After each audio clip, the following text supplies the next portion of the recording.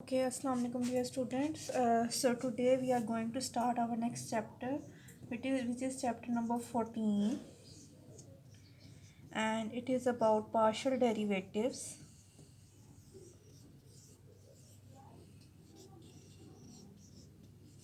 Right so partial derivatives जैसे आपने complete derivatives पढ़े थे सिंगल वेरिएबल के केस में। तो यहाँ पे जब मल्टी वेरिएबल फंक्शन है तो आप जो है वहाँ पे पार्शियल डेरिवेटिव्स को स्टडी करेंगे। ठीक है, सो हमारे पास फंक्शन क्या होगा, यहाँ पे हमारा फंक्शन जो है वो मल्टी वेरिएबल है। इसका मतलब क्या है, आपका function of n independent variables है।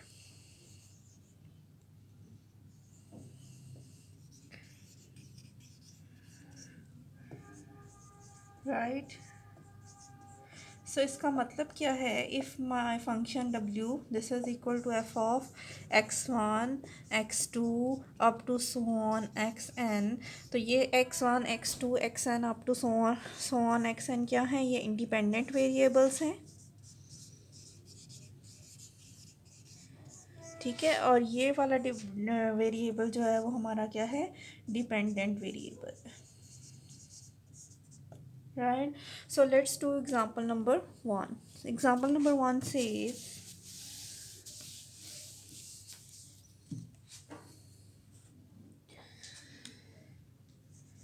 example number 1 is saying if we have f of x, y, z, this is equal to under root of x square plus y square plus z square at point 3, 0 and 4। ठीक है, सो आपने क्या find करना है, f of 3, 0 and 4। This means that जहाँ जहाँ x है वहाँ वहाँ 3 आ जाएगा, y की जगह 0 आ जाएगा और z की जगह 4 आ जाएगा। ठीक है, this is equal to under root of 9 plus 0 plus 16, this is equal to under root of 25, so this is equal to 5। Right, so let's talk about domain and range.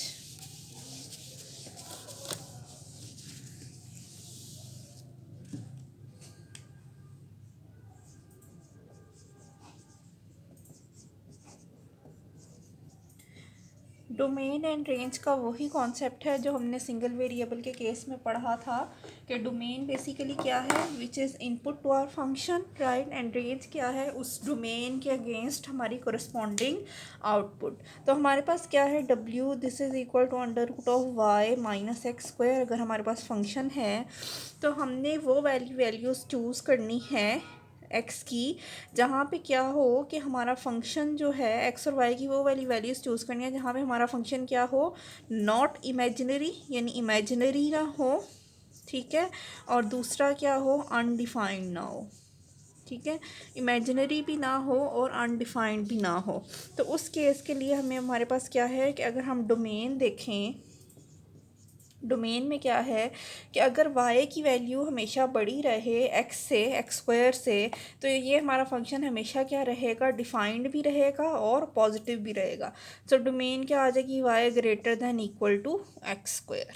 ठीक है, इसी तरह जो रेंज है, रेंज क्या आ जाएगी उसके अगेंस्ट, जब हमारे पास y की वैल्यू हमेशा x से बड़ी रहेगी तो ये फंक्शन कभी भी नेगेटिव नहीं होगा। ठीक है, सो ज़ीरो से लेके इन्फिनिटी तक के फंक्शन जो है कोई भी वैल्यू ले सकता है। इसी तरह हो w is equal to 1 over x Y. ठीक है, w is equal to 1 over x y हो तो उसकी डोमेन क्या है कि ये x और y जो है ये क्या होना चाहिए, ये x और y कभी भी ज़ीरो के इक्वल नहीं होना चाहिए, क्योंकि अगर यहाँ पे ज़ीरो आ गया 1 ओवर ज़ीरो इज़ इन्फिनिटी। ठीक है, बाकी सारी वैल्यूज़ के लिए क्या है, ये डिफाइंड है। So x y should not be equal to zero, और x को भी ज़ीरो नहीं होना चाहिए और y को भी ज़ीरो नहीं होना चाहिए। सो उस केस में हमारे पास क्या है कि हमारे पास आंसर कहाँ से कहाँ तक आ सकता है, हमारे पास सिर्फ ज़ीरो नहीं आ सकता। ठीक है, यानी जो मिनिमम वैल्यू क्या आ सकती है x की, x और y की, वो क्या आ सकती है 1। ठीक है, सो 1 ओवर 1 इज़ 1। ठीक है, सो हमारे पास क्या है, हमारे पास है माइनस इन्फिनिटी से ज़ीरो, यूनियन ज़ीरो से पॉजिटिव इन्फिनिटी, जबकि ज़ीरो इंक्लूडेड नहीं है। ज़ीरो की तरफ से मैंने ओपन ब्रैकेट्स लगाई हैं, ठीक है। सो माइनस इन्फिनिटी से ज़ीरो, ज़ीरो से इन्फिनिटी, जबकि ज़ीरो इंक्लूडेड नहीं है हमारे पास, right. So this is our, then हमारे पास होगा W is equal to sine of x Y. Sine of x Y है अगर, तो फिर हमारे पास क्या है, एंटायर प्लेन है, क्योंकि साइन साइन फंक्शन जो है उसकी वैल्यू कहीं पे भी इनफाइनाइट नहीं होती, हर एंगल पे डिफाइंड है। सो एंटायर प्लेन है हमारे पास, उसकी डोमेन और रेंज क्या है, साइन की वैल्यू -1 से 1 के दरमियान में वेरी करती है, right. Then functions of a 3 variable.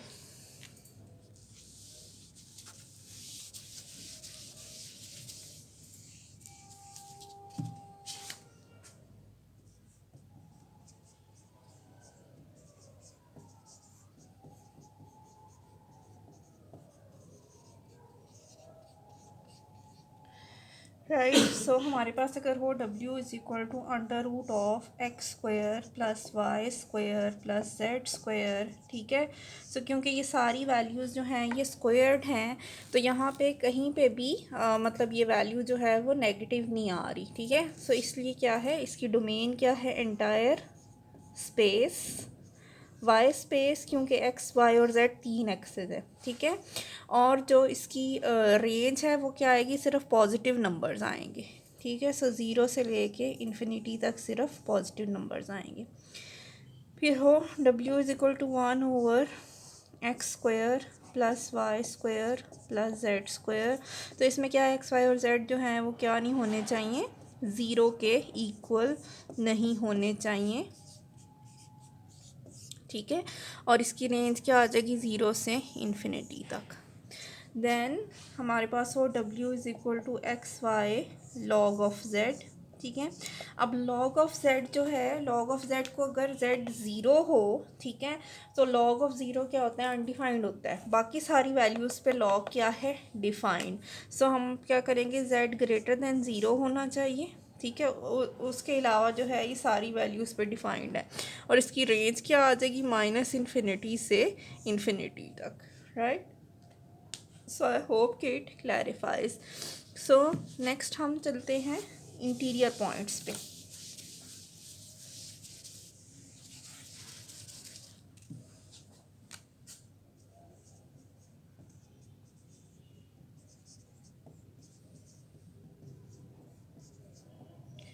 So interior points हमारे पास क्या है, 0 और 1 एक पॉइंट है, ठीक है।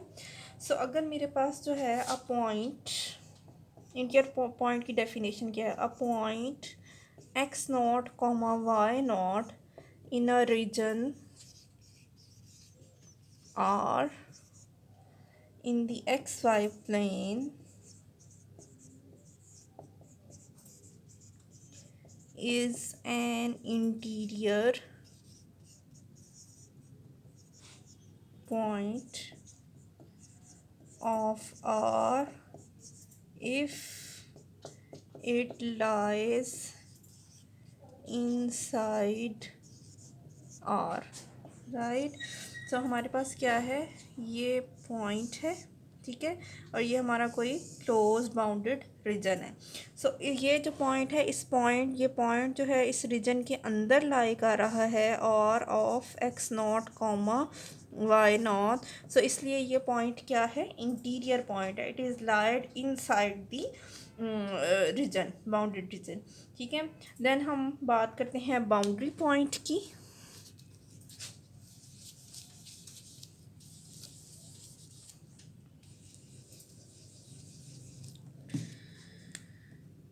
तो अगर ये मेरा रीजन है और इसकी बाउंड्री के ऊपर को पॉइंट मेरे पास लोकेटेड है R X naught comma Y naught, ठीक है।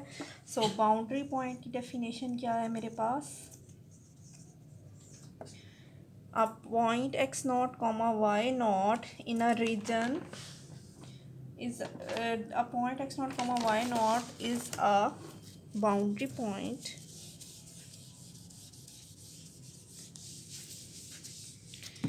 is a boundary point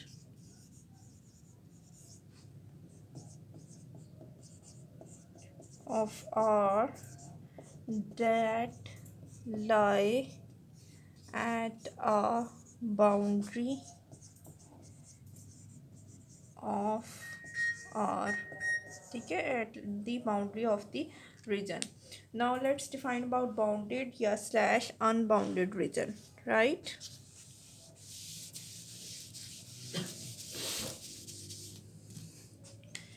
Bounded slash unbounded region.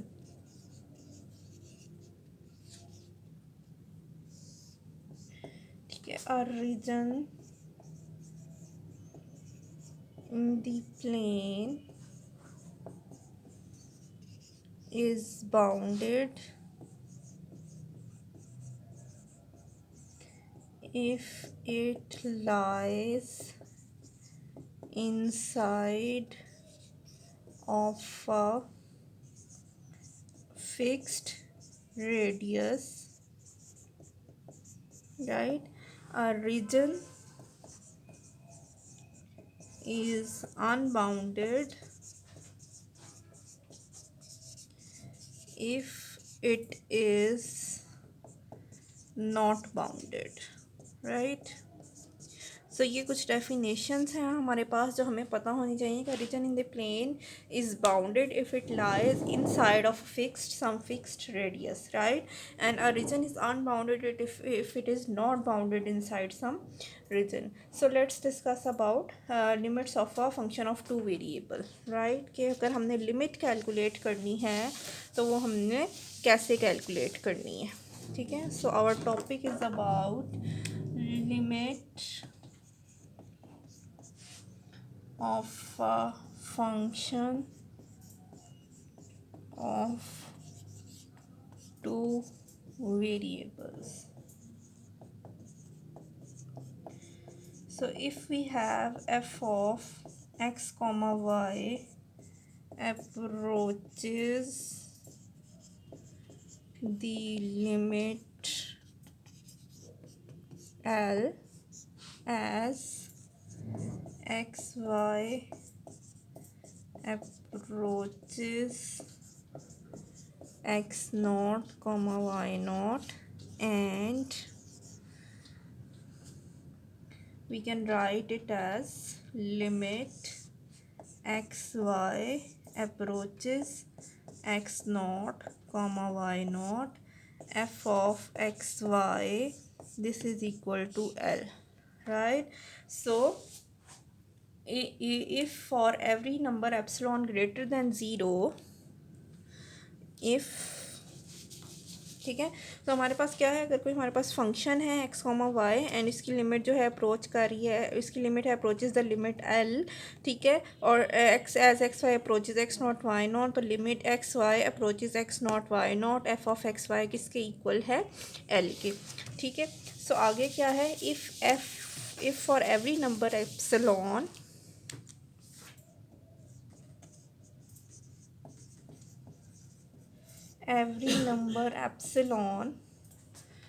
greater than 0, there exists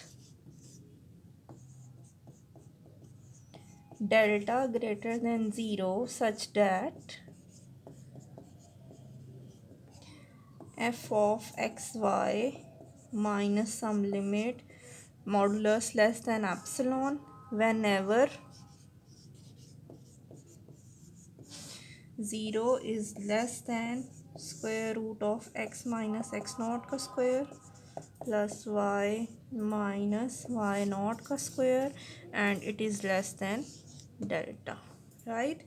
So अगर हमारे पास हो कोई epsilon greater than 0, there exists some delta change such that f of x y minus limit it is less than epsilon and 0 और जो delta है इसके दरमियान में हमारी जो लिमिट है वो वेरी करेगी, जो डिस्टेंस है वो क्या है, 0 और इस डेल्टा के दरमियान में which is the change basically, right? So अगर हमने फाइंड करना है लिमिट एक्स वाई, हमारे पास क्या क्या आ सकता है कि हो limit x y approaches x naught y naught x, this is equal to x naught. फिर क्या हो सकता है, limit x Y approaches x naught Y naught, ठीक है, और y this is equal to y naught. Similarly limit x Y approaches x naught Y naught के some constant k, so this is equal to some constant k. So let's define some properties of limits of functions. हम कुछ properties discuss करते हैं, ठीक है. So properties of limits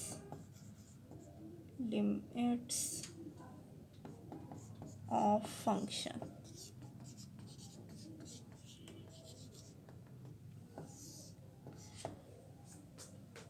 The following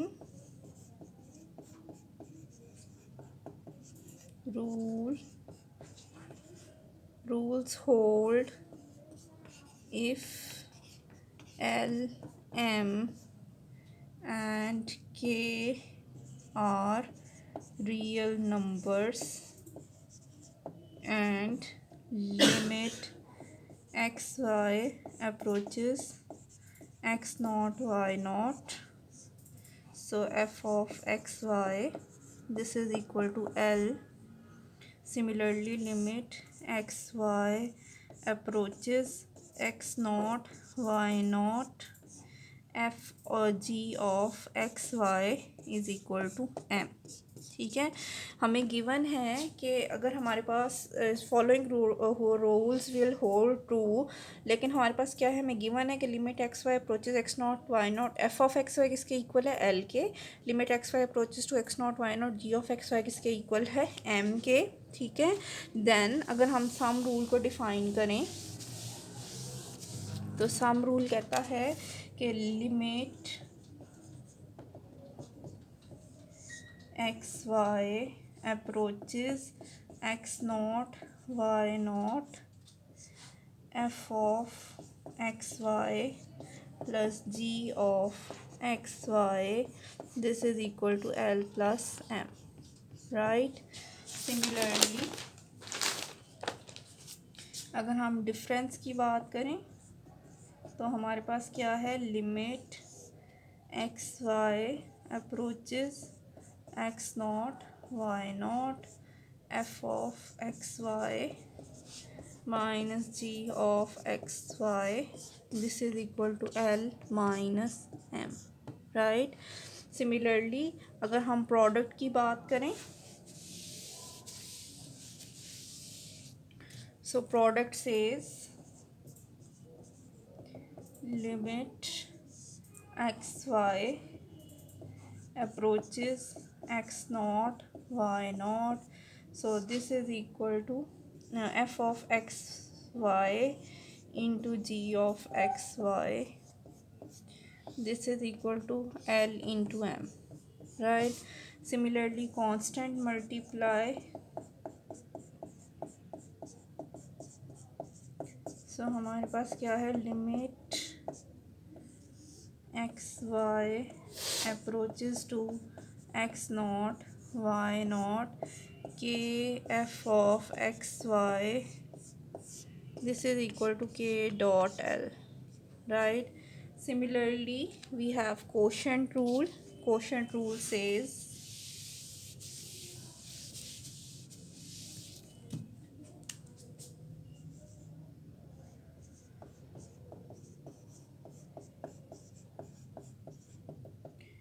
limit x y approaches x naught y naught, right, f of x y divided by g of x y, so this is equal to L by m.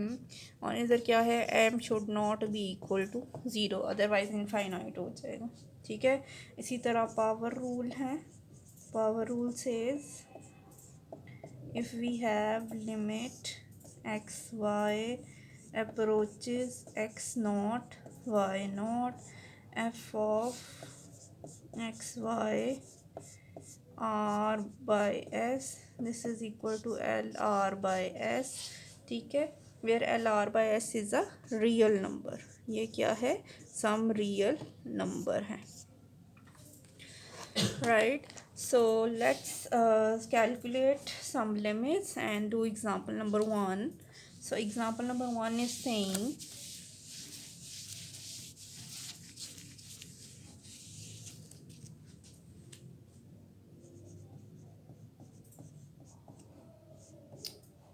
limit xy approaches 0 1, right, x minus xy plus 3 divided by x square y plus 5xy minus y cube, हम इसमें limit put करेंगे तो वो आ जाएगा x की जगह 0 और y की जगह 1, 0 minus 0 into 1 plus 3।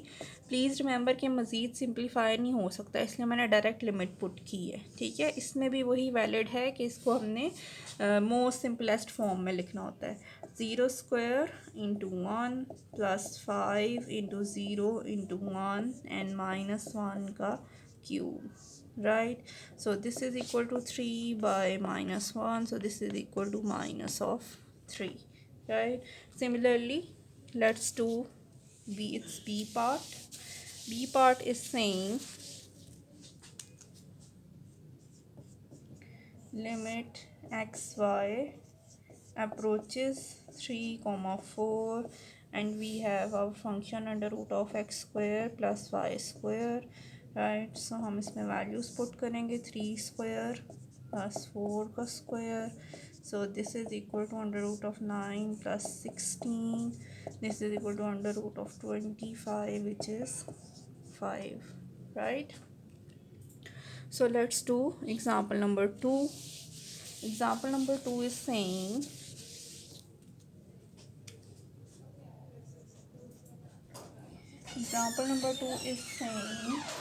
limit xy approaches 0 0. सो हमारे पास क्या है, x square minus x y over under root of x minus under root of y, right. So by using rationalise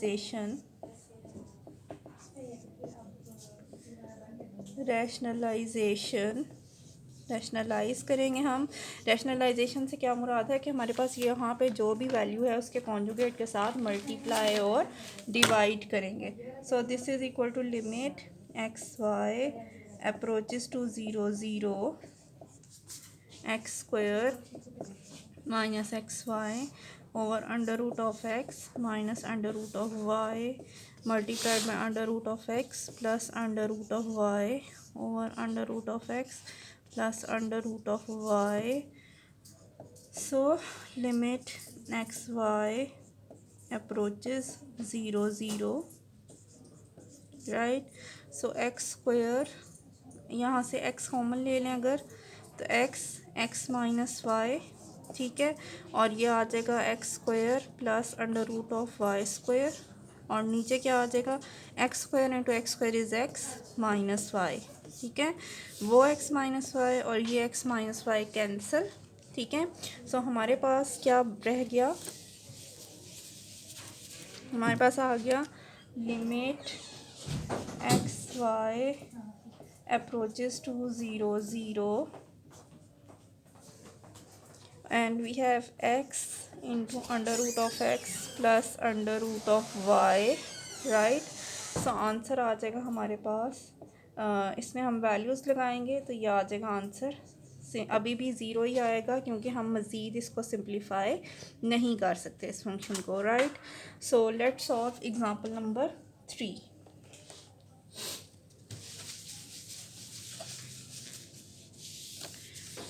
Example number 3 says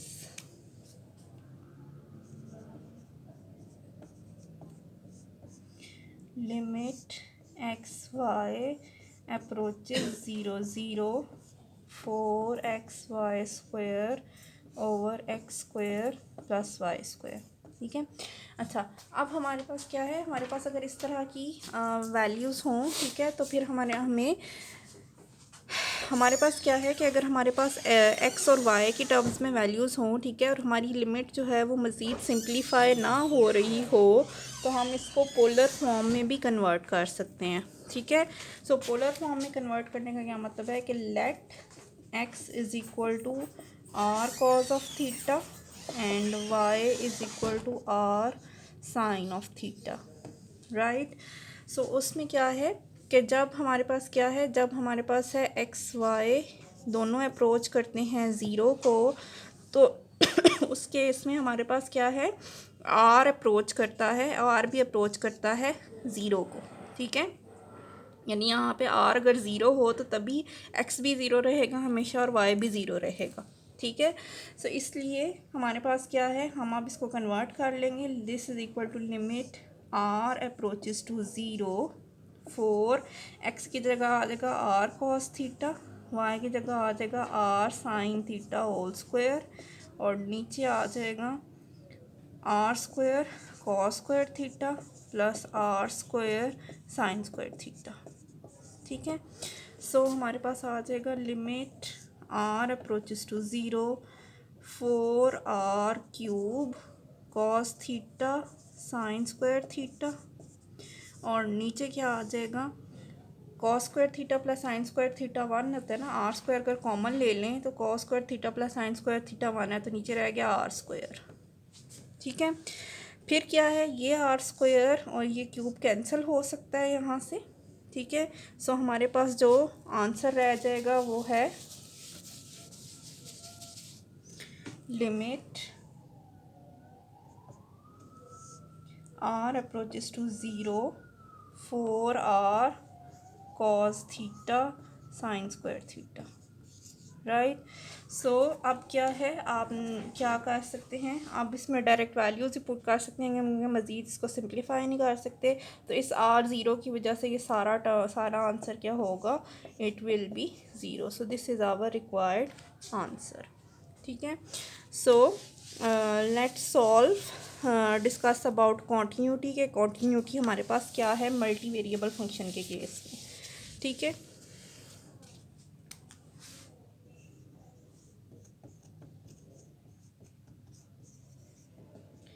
So a function f of x y is continuous at the point x naught comma y naught if one is f is defined at x naught comma Y naught. ठीक है। Continuous कब है हमारा function, जब हमारा function defined है x naught comma Y naught पे। Second क्या है कि limit x Y approaches x naught comma Y naught F of x y जो है वो क्या हो, इट शुड एग्जिस्ट। ठीक है।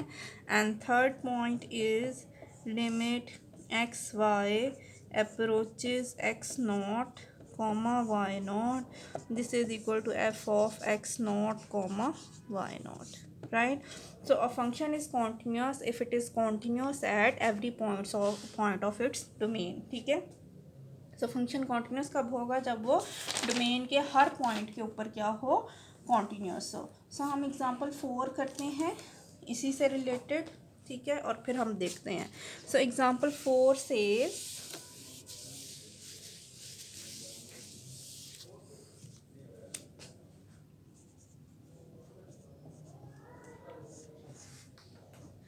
जी, हमारे पास है function X comma Y, this is equal to 2xy over x square plus Y square for X Y not equal to 0 0, और दूसरा क्या है 0 for X comma Y not equal to 0 0, right.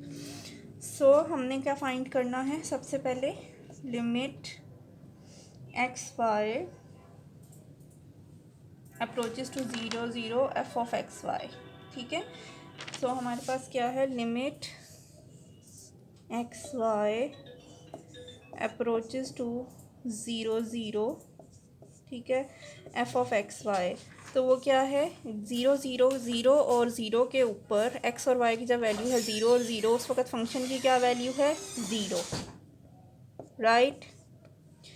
दूसरा क्या है कि 2xy फंक्शन की value है, तो हम देखते हैं कि अगर हम इसकी लिमिट लें फंक्शन की, तो क्या उसके बाद भी हमारे पास आंसर आता है 0 या नहीं आता। ठीक है, सो लेट्स डू। सो हम करने लगे हैं limit x Y approaches 0 0 F of x Y, this is equal to limit x Y approaches 0 0 और फंक्शन क्या है 2xy over x square plus Y square. अब ये फंक्शन भी ऐसा है कि इसके साथ मज़ीद वैसे यानी कार्टीज़ियन कोऑर्डिनेट में इसके साथ कुछ नहीं किया जा सकता, लेकिन अगर हम इसको पोलर फॉर्म में लिख लें तो पोलर फॉर्म में क्या होता है, एक्स कहते हैं x is equal to r cos theta and Y is equal to are sine of theta. ठीक है, एंड ऑल्सो अगर जब हमारे पास x और y अप्रोच कर रहे हैं 0 0 को, तो x भी 0 हो और y भी 0 हो, उसके लिए क्या ज़रूरी है कि r क्या है, 0। ठीक है, तो this implies that r is equal to 0। ठीक है, सो यहाँ पर हमारे पास फंक्शन जो है वो क्या रह गया, वो रह गया limit r approaches to 0 2r cos theta into sin theta into r sin of theta divided by r square cos square theta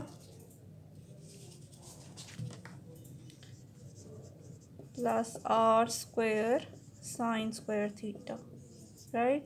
So this is equal to limit r approaches to 0 2r, r common ले लें, ठीक है, cos theta ये r into are है, ठीक है, r square cos theta into sine of theta, और नीचे से r स्क्वायर कॉमन लेंगे तो आ जाएगा cos square theta plus sine square theta which is basically 1, this goes to 1।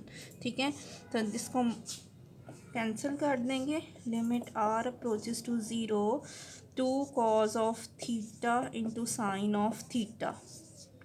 अब देखें यहाँ पे इसके फंक्शन के अंदर r तो है ही नहीं, ठीक है, सो इसलिए r नहीं है, r एलिमिनेट हो गया है, तो अब हम हमारे पास फंक्शन की क्या वैल्यू आ गई, 2 cos theta sine theta answer आया है। ठीक है, which is not equal to 0। ठीक है, जो हमने फर्स्ट पे limit x Y approaches to 0 0 F of x Y किसके इक्वल है, 0 के। ठीक है, तो ये नॉट इक्वल टू 0 है, तो हमारे पास क्या कह देंगे, hence our function is discontinuous। our function is discontinuous, right? so ये फंक्शन जो है ये कॉन्टिन्यूस फंक्शन नहीं था और लिमिट भी एग्जिस्ट नहीं करती इसकी। अब हम डिफाइन करते हैं टू पाथ टेस्ट को। ठीक है, दिस टू पाथ टेस्ट